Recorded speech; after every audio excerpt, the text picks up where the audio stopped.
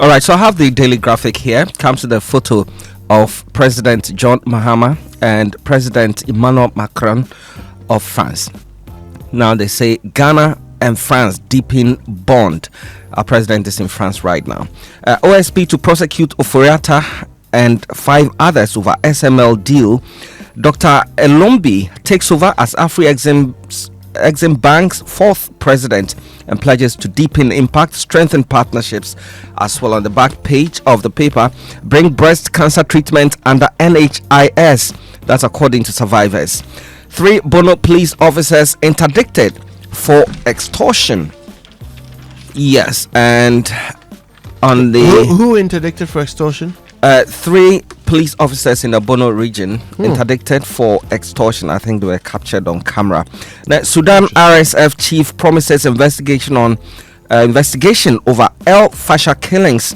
Cameroon opposition leader vows to resist until final victory. These and more in the daily graphic for this morning. I move on to the news center. The news center. Shaibu urges balanced regulation for digital finance growth. And Shaibu Haruna, he's CEO of Mobile Money Limited. Economy showed strong recovery in 2024. That's according to ISE. Invest gold windfall in value addition. That's ex-MIF CEO speaking there. Mahama dodges ex gratia questions. Defies RTI law, raising questions about his transparency. Nana Konedu was the Ya Santwa of our time. Back pages there. RMU students tour car power ships at Sekendi Naval Base. Nestle Ghana to launch no sugar Cerelac variant. Good one. Ecobank Group reports profit before tax of $657 million over there. Now the new finder, Professor Esuming urges building of gold reserves whilst prices remain high. 3% tax on small businesses will improve revenue, but lazy man's approach. That's according to an economist. Ghanaians spend, guess what, Kojo, 4 billion Ghana cedis on tourism abroad in 2023. We could have spent it here in Ghana. That's interesting. Yeah, very. Yeah. That's almost as much as the world spends on tourism in Ghana. Good. Yeah. So we have the money here. We're not spending it. No, that's Ghana cedis. Ghana cedis, yeah, Ghana cedis. No, it's not almost. It's not almost that. Yeah, $4 billion is spent in the Ghanaian economy. But this is quite substantial as well. If we were to identify local tourism here, so we spend all of that money on Ghanaians, will be in the economy. So other stories in the paper: 4 business chambers host networking joint cocktail in Accra, and the sports page, Fatawu Isahaku hails Jamie Vardy at Back Stronger Premier. And Ghana has talented football players. Ex-Arsenal star Edin Ketia is speaking. He seemed to like a lot of things about Ghana these days. Michelle Ajiman out for season after ruptured ACL. Michelle Ajiman, she has Ghanaian roots but plays for England's women's national team. Very quick little player. Yes, and she did fantastic for them during the Euros. She was great. Juventus appoint former Italy manager Spalletti, and that's the New Finder newspaper over there. The Insight, good news for cancer patients as Morgan and Sons Verupakasha Organics join forces to establish new cancer treatment center in Ghana. That's great. Listen, can I just ask quickly, what tendon or muscle did she tear? ACL, right? Yeah. I'm sorry, is it just me, or do we never hear local players injuring their ACL? You see, so in England they have very sophisticated sports injury clinics. But we don't have different anatomy, so is it that our players never get such injury? Maybe they don't announce it, but I mean they get injured from time to time. Let's move on. The Insight newspaper, good news for cancer patients. I've told you about. They are setting up a new treatment center here in Ghana. Advanced Citizens Forum calls for probe into DCE's alleged neglect of official bungalow. OSP chases Ofata and 5 others over controversial SML GRA contract. Helena Mensah steps forward as a trusted hand for Ashanti NPP Treasury position. Court issues bench warrant for the arrest of 10 suspected sand winners over alleged destruction of 2021 Accra Best Farmers crops. Oops. The Daily Guide. Soldier arrested for assaulting pharmacist and a customer. NDC's supermajority MPs absent. That's according to the minority. Has a photograph of Samuel Abu Jinaport there. NSA ghost names scandal. Osei Sibe slapped with 800 million Ghana cedi bail. Ofata, 5 others face OSP charges. Mahama, Macron talk maritime security. And the sports page, Black Queens receive outstanding WAFCON bonuses after Egypt win. FIFA Foundation board member advocate football for prison reform in Africa. Ashanti region progresses to semi-final in MTN Elite Under-19 Championship. ACL injury rules out Michelle Ajman for a whole season. Yeah, that's your Daily Guide newspaper. Get details when you grab a copy of that paper. The Daily Gist. 50.9 billion Ghana cedi big push cash sparks chaos. Okoboy fires health minister over LHIMS controversy. NSS ghost name scandal, the inside story. Minority takes on Oda MCE over Galamsey bribe. Water shortage hits Teshi Nungwa. OSP unmasks dubious SML deal. Ex-Buffer Stock CEO wife granted 150 million Ghana cedi bail in theft case. Tell me about that story of someone hitting back at the health minister over the... that's Okoboy. He's not happy about how the government is handling the hospital networking software issue. And so I'll give you a brief of that story. A deepening rift has emerged within the health sector over the fate of the Lightwave Health Information Management System, LHIMS, as former Minister of Health, Dr. Bernard Okoboy, has launched a scathing rebuttal against his successor, Kwabena Minta Akando, accusing him of waging a campaign to discredit his predecessors and dismantle a functioning national digital health system for political or commercial motive. Functioning, eh? Yes. Is it functioning? Well, that's what they say. One thing though, that is for that I have noted is that they insist that even though the minister says that the data is somewhere in India, they say it is here in the ministry itself, on the ground floor or first floor of the ministry. Just a few floors below the minister's office, not in India. Well, this should be something we can verify, shouldn't it? Yeah. Sure. Okay. All right. So I take you back to that story in the Daily Guide. NDC supermajority MPs absent, and the minority is raising concerns about the non-attendance of NDC MPs to Parliament. And I give you a gist of that story. The minority in Parliament has accused the National Democratic Congress Majority Caucus of gross dereliction of duty despite commanding an unprecedented supermajority in the House. The criticism follows the invocation of Article 102 of the 1992 Constitution by the Deputy Minority Chief Whip Idrisu Habib to stall parliamentary business because the House did not have a quorum to commence business. Yesterday, the House was thrown into controversy after only 81 members of Parliament were counted in the chamber at the commencement of business, far short of the 92 required to meet the constitutional threshold for deliberations. Kojo, very worrying, and I see that I've been a parliamentary correspondent before. It is so worrying. You wonder if the MPs are actually there in your interest. You know, I think every time we have this conversation, I say two things. The first one is that there is a process by which an MP can secure permission for their absence, and sometimes it's necessary, especially if you're a minister, right? So there's a process. If you don't carry out that process, you are absent without permission. Yes. Right? Why would you let that happen? It's your job to follow processes.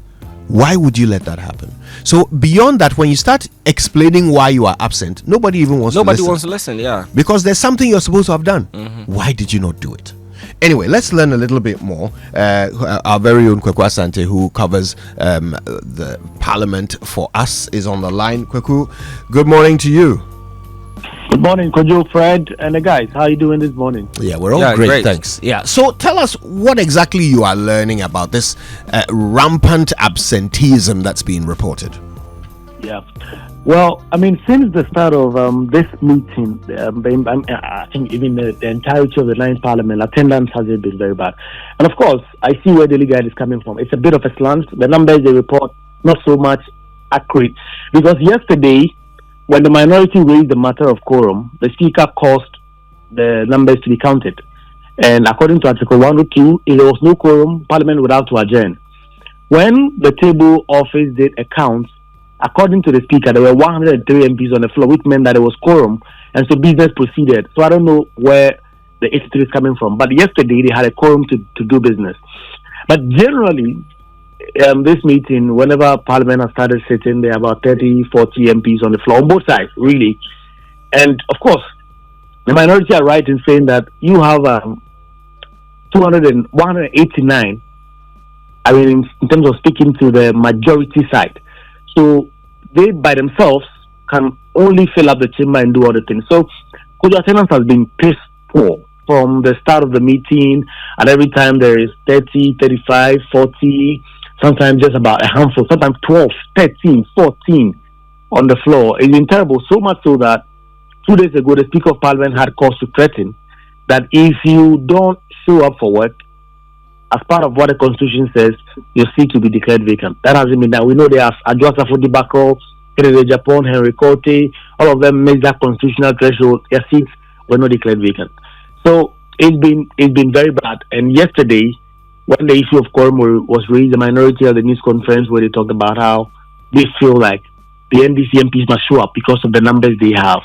And so that's been the story. It's been very, very poor when it comes to them.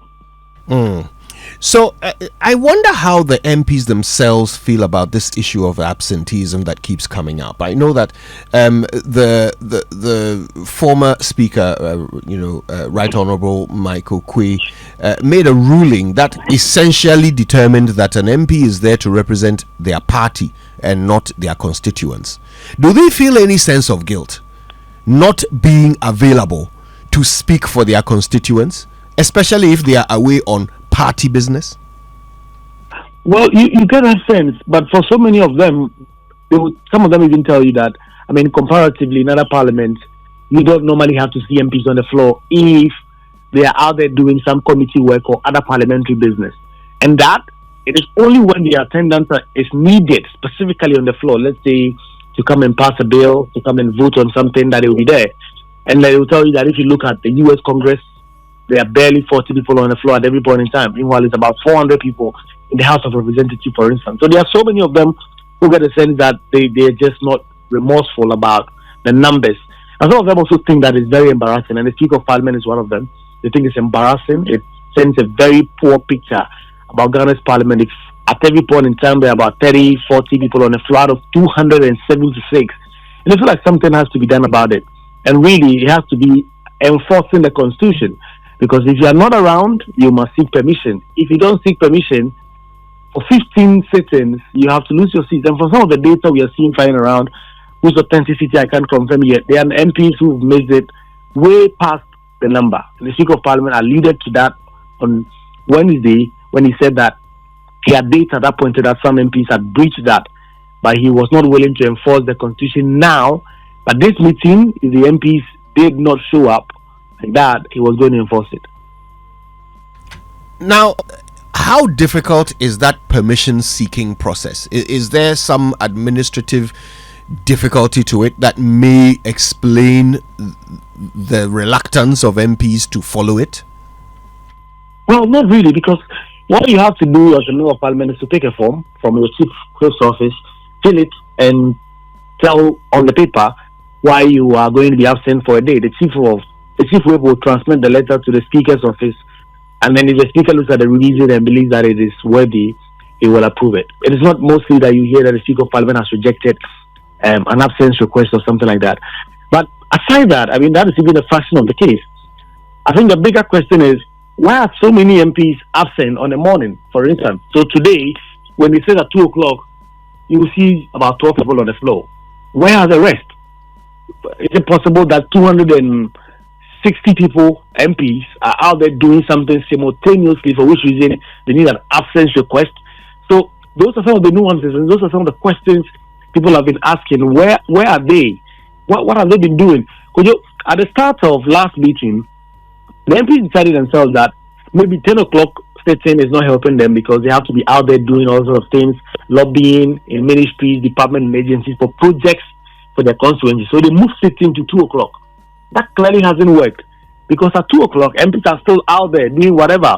And their excuses are that, oh, we have some meeting here, we have some meeting there, we are doing this, we are doing that. And so even Parliament itself, I mean, from last 2 weeks, they when the business statement was presented and it was approved, the proposal was that it should move back to 10 o'clock a.m. because the 2 p.m. sitting to deal with absenteeism hasn't worked.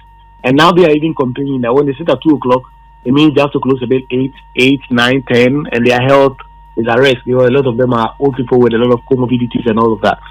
So it's really not about the permission, because Kojo, one thing is, yesterday like this, in fact, when the Speaker did the count, he said it was 103.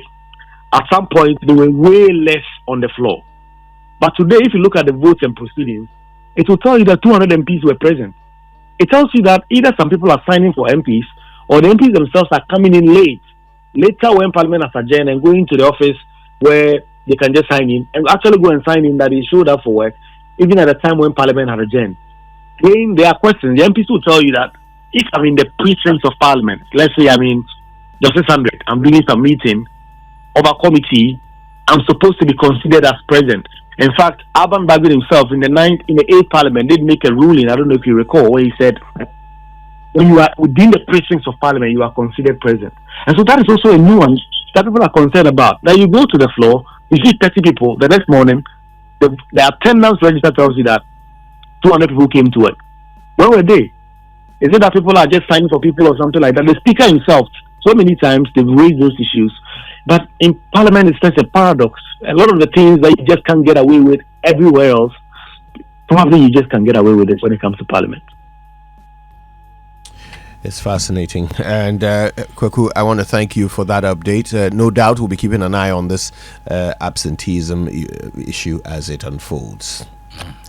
And that, right, Kojo. Yeah, and that is Kwesi Asante, our parliamentary correspondent. I think we need to change the arrangement where the president is mandated to appoint majority of his ministers from Parliament. We need to change that. Yes. So the people who we've elected to represent us in the House will get a time to stay there. Many of these are ministers who have other businesses to attend to. Yes, we understand. But a lot more are MPs who don't hold other positions. And so when you complain, they tell you, well, we're doing committee work. Why is the committee work also affecting the public business in the House? Yeah, you really nailed it. And I know that the Constitutional Review Committee has received innumerable suggestions on that alone, right? This idea of how many MPs the president needs in his government, right? And so many different suggestions there. It's an important discussion because you are right. It takes away a large number of MPs from the job of being MPs. It even affects the quality of people the president appoints because he's forced to pick from Parliament. It doesn't matter what the expertise is. You must necessarily get someone from there. And that's what is affecting us there. And we all know that some members of Parliament are far from expert in anything. Yes. And if you are there, if you are in Parliament, you feel really bored, especially when a bill gets to the consideration stage.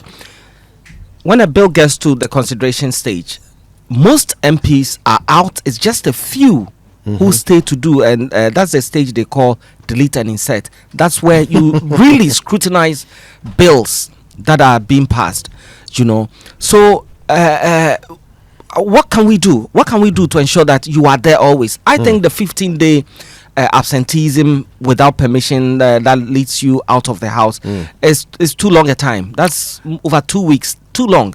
I'll tell you one thing. You know, I alluded to the Michael Quay ruling, the one that essentially made it so that an MP owes their allegiance to their party and not to their constituents. I mean, for me, I think that was a blow against democracy. Yeah. It actually it weakened Parliament, ensured that Parliament can never fight the executive, especially when the majority in Parliament is of the same party as the party in the executive, right? Yeah. He ensured that it would never happen because he has made it so that their allegiance is to party, right? And the party is in power. So how do you check them? In any case, it also means that all the people who queued to vote for you, they voted for nothing. Because they don't matter. Yes, you are not working for them. You're not working for them. So they can't even hold you to account when you decide to be absent. If the speaker won't hold you to account, your constituents can't hold you to account either. Yeah. I mean, the Right Honorable Reverend Michael Quay, I truly respect, but I completely disagree with him when it comes to that decision. Completely. I think there should be some transparency mechanism in place where people get to know how often their MPs come to the house, attend to public businesses that affect them directly, so that the next time they come asking you for the mandate again, you know what to do, whether to the record, return him or change him. Absolutely, Fred. We need to talk a bit more about this